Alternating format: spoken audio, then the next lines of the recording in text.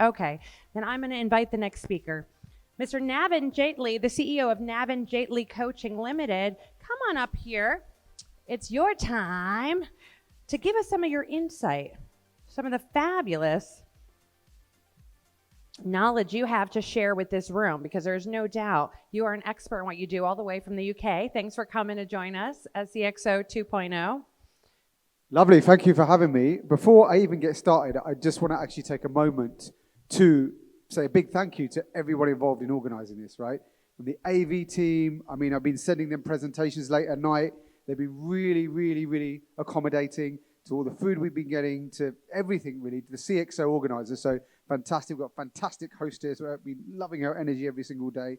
So just want to say a big thank you. Thank you, and you're welcome. That's what I say, you're welcome. It's about taking, some accolades and then saying, and just receiving them. So thank you on behalf of everybody that's doing such hard work for this event and making it possible for you guys to really enjoy. Take it away. I can't wait to see what you got to say.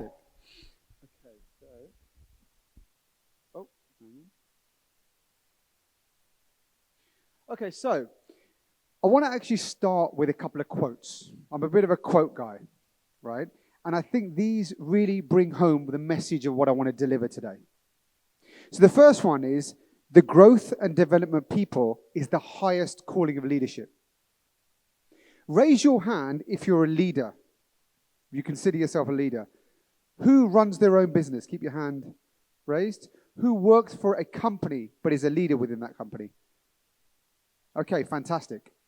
So look, leadership means different things to different people. But for me, and a lot of people out there, the highest calling of leadership is to develop people. Because you could be a fantastic entrepreneur, something different.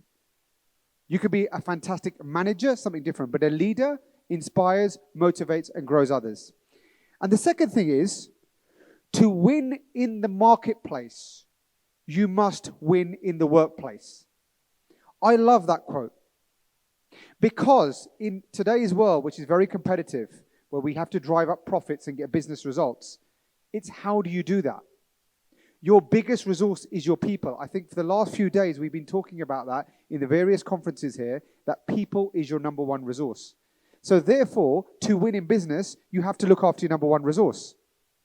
Which is why what I want to talk about today is, how do you do that? And you do that from developing fantastic talent development. Now, that doesn't have to just be talent development in the sense of you've got a huge company and you've got thousands of people. That definitely needs to be done. But talent development could be you've got 2 or 3 people in your team. It doesn't matter what size of business you have, the ability to develop your talent is critical to get the business results you want. And I'll be sharing some interesting stats in a little bit as well. So, I'll start with a story. A long time ago, there was a young guy, and I was speaking to him, and he was telling me about his situation. Now, this young guy was working in a business development role. And he had a lot of energy, a lot of talent, a lot of passion. He really wanted to do well for himself, for his life, for his company. But something wasn't working out. He would get into a deal, it would go a couple of steps forward, and then always go 3 steps backwards. He wasn't closing, he wasn't hitting his quota, and frankly speaking, he was getting very worried about it. He'd already been fired from 2 jobs, so he was in his 3rd company. And he went to some very swanky offices, and he went to meet the CEO of a business. His job depended on this deal. So he was in the meeting. He was sat across the CEO, very tall, older gentleman, very powerful looking guy. And the meeting started pretty well. He took on the training that he'd been given, which had told him ask lots of open questions. He was doing that, asking away. CEO nodding his head. And suddenly, the CEO asked him something. Now, just something to think about. What would you do if you didn't know the answer to a question? I'm hoping what most of you would do is say, I don't know, but I'll find out for you. But this young gentleman was so nervous and so keen to impress because he needed it, because he wasn't performing, that he did the worst thing you can possibly do. He made up the answer. And cut a long story short, but the CEO looked at him about 60 seconds later, said, "Thank you very much for your time. I don't think we'll be going ahead." And this young man's heart sunk.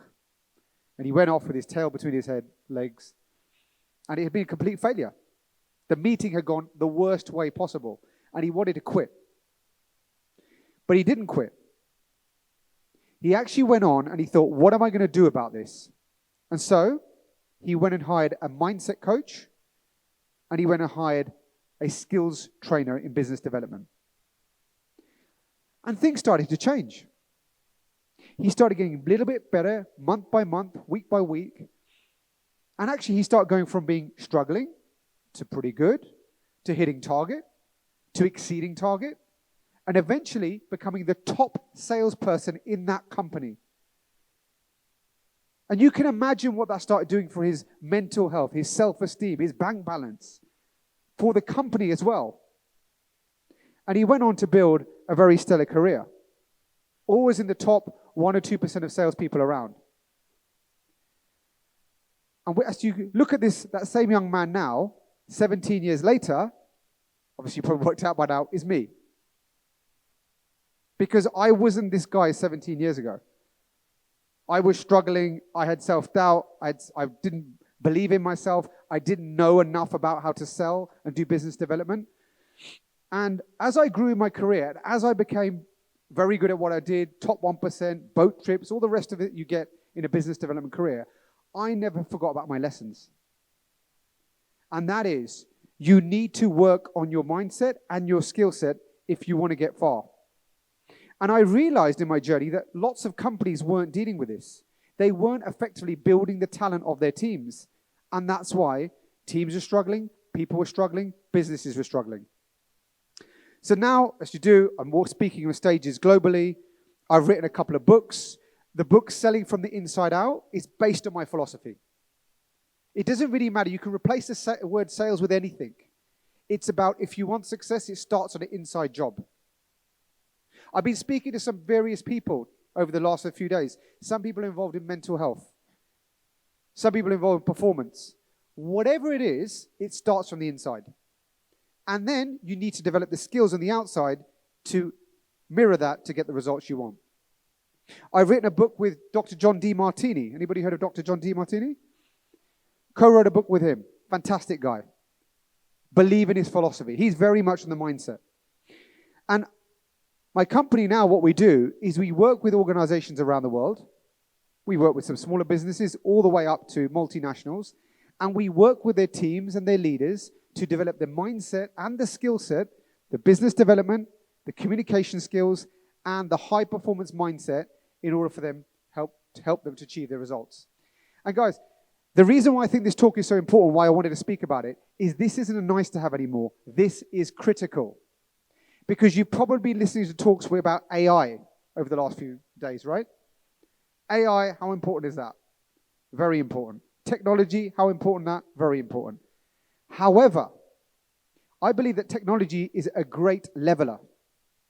We all have access to the same technology. Maybe the amount we can purchase it depends on our pockets, but we can have access to the same technology. Whereas people is a resource that's finite. And I think it's going to be increasingly finite. And I think certain skills that people need, inner game, communication, empathy, the ability to influence and persuade, that to a certain degree cannot be replaced. So this has now become a must-have rather than nice to have. And the stats back this up. So here's some stats, right? And I don't just say stats to cause shock value. I want you to really think about this, what this means. That 60% of work teams do not hit their targets. That's a lot. They're not 60% of what business is basically not hitting its target. Poor team performance, on average, is costing each business $15 million a year. So for some businesses, that might be $150 million. For some, that might be $150,000. But on average, $15 million a year in just lost performance. Let's take a profession like business development. What's the role of business development? To bring in business. Yet 48% of business development professionals do not hit their target. This is a complete failure. Would you go to a lawyer who 48% of the time didn't know what they were doing? Would you go to your accountant who has a 48% chance of getting your books wrong? Yeah, this is what's happening in many teams out there. But the very interesting stat is, this isn't just about profit. This is also about people. And when people aren't performing and not getting support, guess what they do? They leave, they walk, or they're booted out. Attrition across industries is about 20%. But 66% of workers are not satisfied with the skill investment that their employers are putting into them. 2/3 of staff are thinking our employers could be doing more. And 46% say they would likely to leave if they're not invested in more. So guys, I give all these stats, but let's think about what this means. It means that because talent is not being invested in, performance is poor, in a very tough business world, people aren't hitting their targets. It means that people are being laid off or wanting to leave. And do you know what? This leads to a lot of other things. Because when you're not performing, when you're being laid off your jobs, it's going to affect your mental health. There's going to be a correlation with that. It's going to affect your self-esteem. So I believe that all of this, it's like a butterfly effect. If you sort out one thing, it has a knock-on effect, which is why I really, really believe in the power of talent development. And developing it is a critical and urgent need. So what have I found over my own career and running my business for the last few years and working with lots of different companies? Is there are, well, first of all, some companies do not invest in their talent at all. But then a lot do, especially some of the larger companies. But maybe some of you have found that you've been a part of a talent development program yourself, or your company has given you one, and it's not really moved the needle. And why is that? So what I found is that most talent development programs do not combine training and coaching. And I'm going to talk about the difference between the two. The other thing is they don't take a holistic approach. It's very, very skill-based. But you need to look at the inner game and mindset as well. I'll tell you who gets this very right, the sporting world. If you look at the sporting world, the high performers work on their mindset, their skill set, and their fitness. But we seem to not want to do that in the business world. I've also found culture is very important. You've got to embed this from the highest level to the lowest level. I've used this example a couple of times this last 3 days, actually. But there's a very famous case of where JFK was at the NASA center, and he said to someone, "Hey, what do you do?" And the guy goes, "I'm helping put a man on the moon." And later he found out the guy was the cleaner. That's where culture has been totally embedded throughout the organization. You want your culture of your organization to be about people development, be about coaching and training each other in a fluid way. And companies that do that have more success. And the other thing is dedicated practice. I'm going to explain what that means in a little while.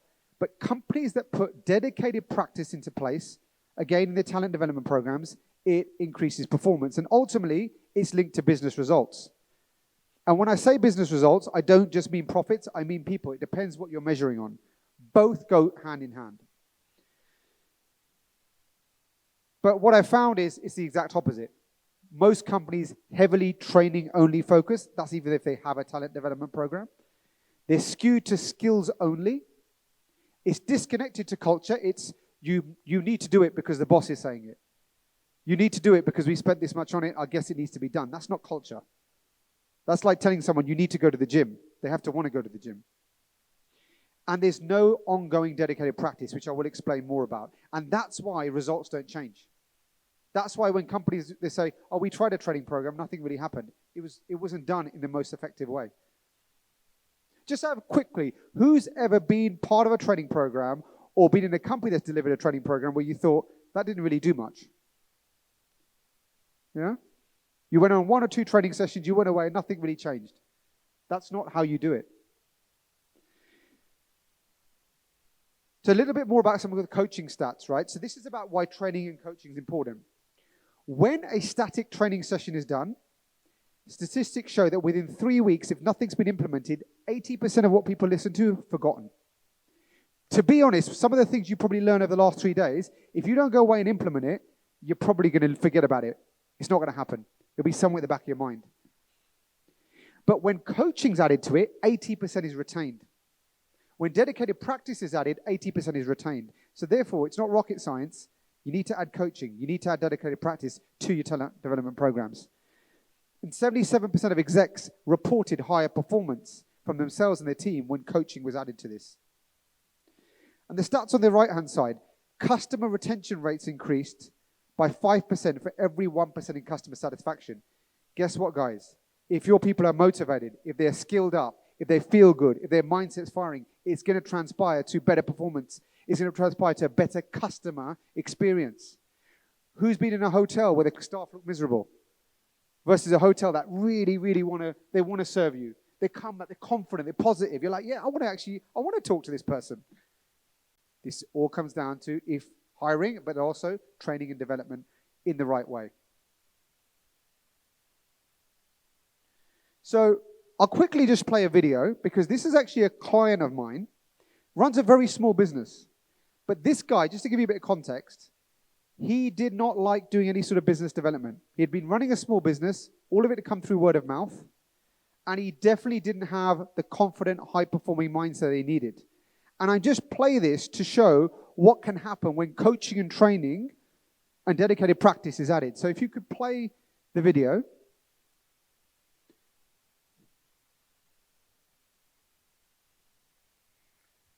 So I've been working with Navin now for 5 months, and already I have achieved 65% more profit than the entire 12 months of the previous year, financial year. And the reason I decided to go with Navin was because I wanted to increase my sales skills, which he has helped massively with. And not just that, but also my mindset. Although I had quite a nice little business, it wasn't growing, and Navin really helped me push through the imaginary ceiling in my mind to the next level and open up my mind to what's possible. And 65% more profit in 5 months already than the previous 12 months is just more than I could have ever hoped for. So I'm very happy and definitely recommend Navin if you're looking to really grow your business, expand your sales knowledge, and increase your mindset. Okay, so the reason that we played that video, listen to what he was actually saying, right? We took away the mental barriers he had. How many times in your teams is there a mental barrier? We defeat ourselves. His confidence levels skyrocketed. Actually, I've been working with him for over a year now. His personal life has improved. He said he's got a better relationship with his wife. That was not why he came to me. But everything has a knock-on effect. He's making more money. He's enjoying his business. His customers are loving him. Now, he's a small business owner, but the same happens when we work with bigger teams in larger corporates. This is what happens when you combine the two. And the reason I'm so passionate about it, guys, is because I've been on my own journey. Like, because I experienced it myself, I know the power of it. And it's my life mission now to help people around the world to maximize their potential, which happens through coaching and training and dedicated practice. So let's have a look at what is training and what is coaching. So, because some people mix the words up. Training is a transfer of knowledge. It's somebody has typically the answers and they're giving it to somebody else. It's hierarchical, right? I have something, I'm teaching you it. It's usually very highly structured. There's modules, there's a curriculum. And it's usually skill-based. I'm going to teach you C++. I'm going to teach you negotiation skills. Whatever it is a skill. Very, very, very important. We need training because sometimes we don't know something. But if it's just left there, that's not really moving the needle. Which is where coaching comes in. So the difference between coaching and training is coaching draws out the answers. It's collaborative. It's a two-way dialogue. It's not, I know the answers I'm telling you. It's, you know the answers, and I'm going to help you extract it. But because of that, it's going to become much more embedded and much more powerful. It's fluid. A coaching session could be, hey, I'm not getting the most out of my team. I'm trying to communicate this value proposition to the client. I always seem to get stuck. I feel like an imposter. That's not a curriculum around that. It's a fluid conversation that can move the needle. And it's holistic. It's mindset and it's skill set. And I really want to drill this message home because, again, show of hands, in your current companies, who works for a company or runs a business that regularly provides training and coaching? Okay, there's a few here. Probably about 15% of the room, which is probably indicative if the room was even larger. And then people go, oh, we haven't quite hit our results. Why is that? I mean, I'm not saying it's just because of this, but it's a big part. This was Ali. She works as a senior vice president for a large tech company. And she came to me, well, the organization came to me for me to work with her because she wanted to get in. She had a lot of talent, a lot of potential, but she wanted to get better and she wanted to move to the next level. She wanted to get promotions and she would need her own sales results of her team to get better. When we worked with her using coaching and training, this is what happened. Achieved significant improvements in her sales performance of her team and build closer relationship with her clients and colleagues, which is more sustained success. It gave her a promotion. She's now she's another level higher. Sorry, she is now SVP. She was an SVP before. Now, I want to quickly talk about culture, because we've spoken about coaching and training. We've spoken about the need for mindset and skill set. But this is going to be nothing without culture. Now, this tool, has anybody ever heard of Robert Dilts? Okay, a couple of you. So Robert Dilts has this tool called the Dilts Logical Levels. Robert Dilts was a famous psychologist. And what he said, or what he did, he created this tool for human performance, but also he said that human satisfaction is a bit like Maslow's hierarchy of needs. And what he said is, if you look at the top levels, the purpose, the identity, those sort of levels, that's where performance and ultimately happiness comes from. But most of us operate from the lower levels. We get dictated by environment. Boss didn't say something nice to us. Bad work colleagues. Had a bad journey to work. So the more you can get into your higher levels, the more performance will be raised. So I'll give my own example. 17 years ago, when I wasn't doing as well, I wouldn't have even thought about this, to be honest. But if you had asked me at the time, what is your purpose? You know what I would have probably said? I just want to keep my job. I want to just feel safe. That was the extent of my purpose at the time. If you'd asked me my identity, I would have said, I'm a sales guy working for XYZ company. If you'd asked me about my beliefs and values, I would have believed I'm probably average at best. I would have valued security. I would have just valued keeping my job. And my capabilities, no one had really invested in me. I hadn't invested in myself. So, of course, my actual skill level would be low. Ultimately, that would have been my behaviors on the back foot. They were tentative. They weren't abundant. And finally, my environment, it would have been hostile in my mind. And I would have been getting bosses on my back, and I would have not been doing very well. When I changed, when I started getting results, one of the biggest things was, without me realizing this all changed. So my purpose, when I remember, I wanted to become the number one performer in my company. That's where it all started from. My identity changes. I actually thought of myself as an entrepreneur even before I was an entrepreneur. I saw myself as a business owner within that business. That's a very different dynamic to sitting in front of Mr. CEO when you believe you're a CEO than when you think you're just a little old sales guy. That whole dynamic changed. And I believed in excellence. I valued excellence, and to this day I do.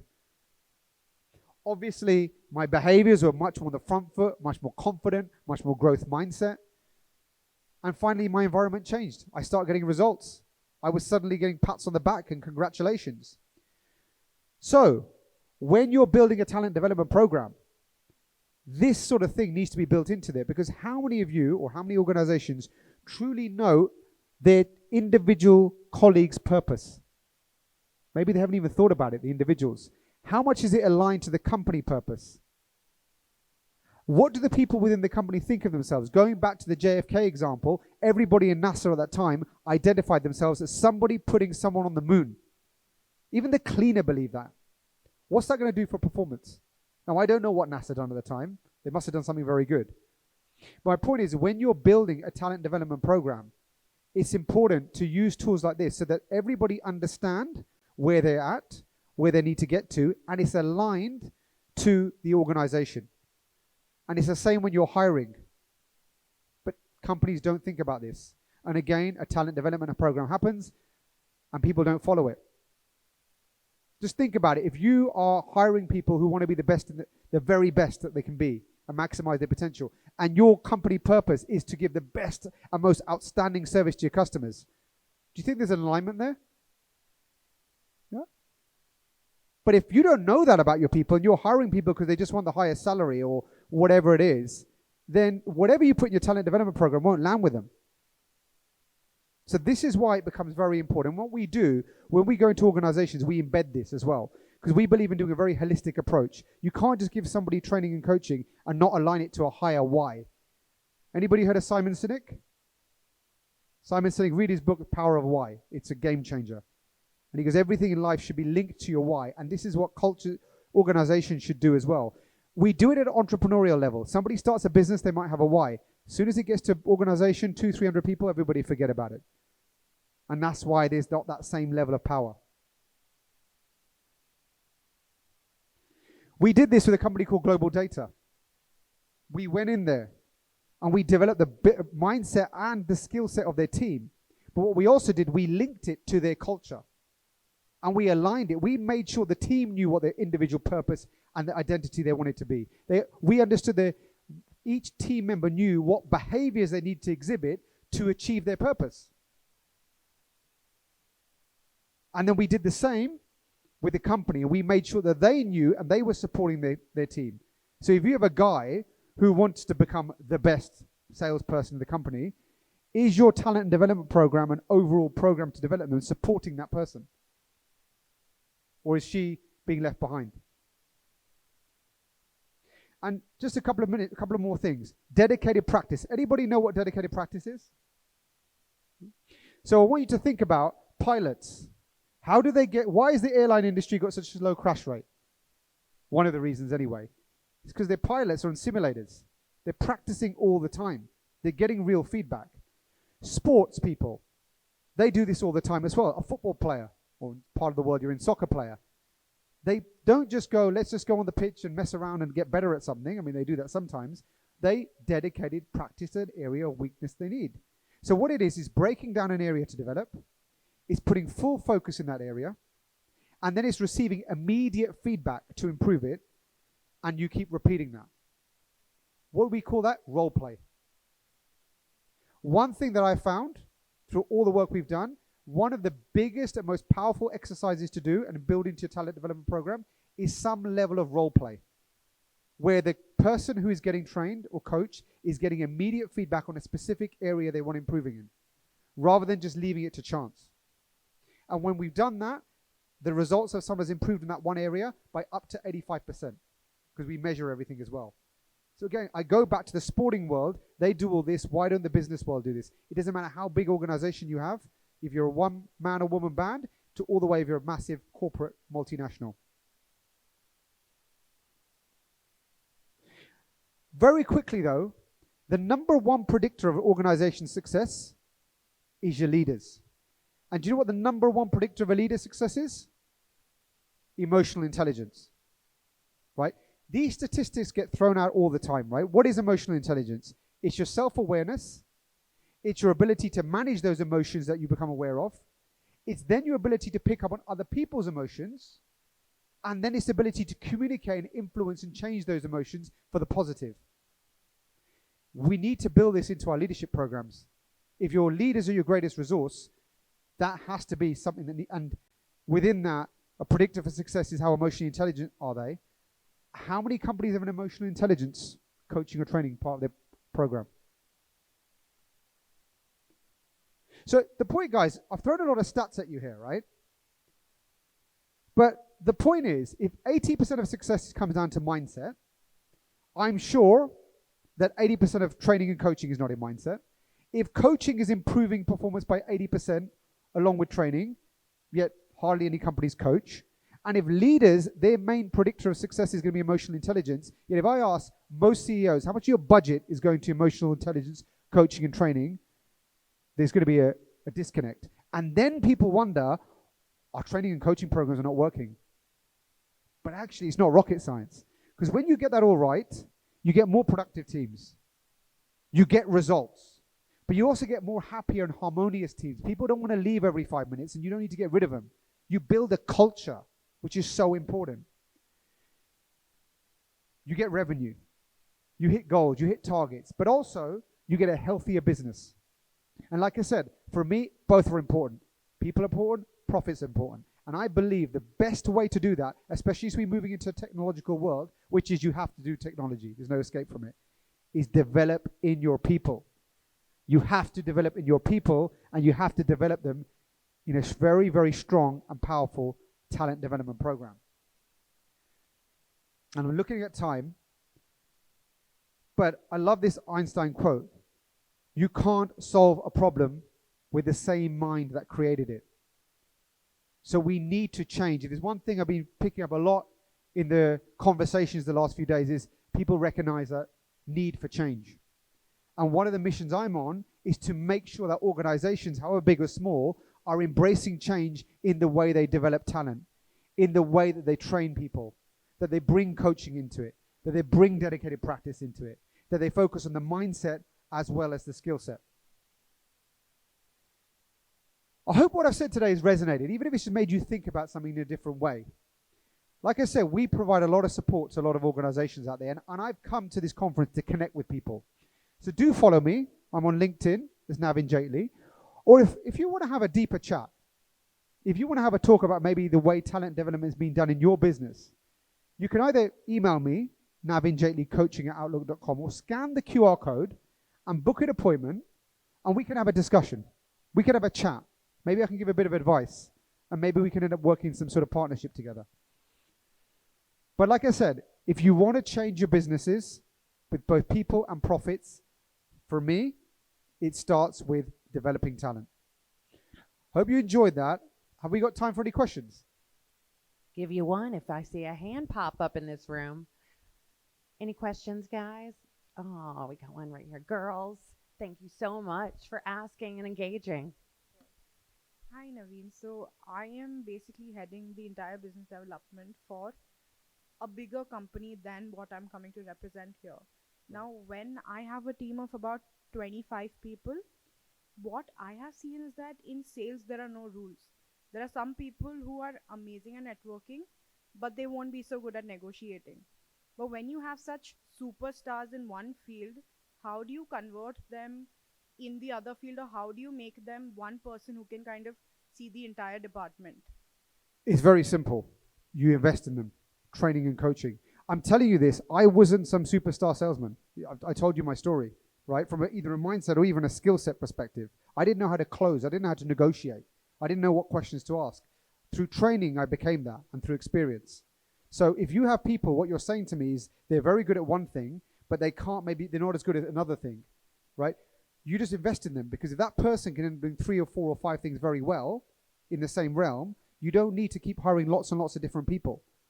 And you're building them up as a duty of care to build people up. You're doing that, and it's going to affect in your business. You're also going to get the profits. You're going to hit the targets you want. So there's no simple way around it. Invest in them. If you think they've got talent, put the investment with them. Perfect. Thank you. I'll get in touch with you. Thank you so much. Fantastic.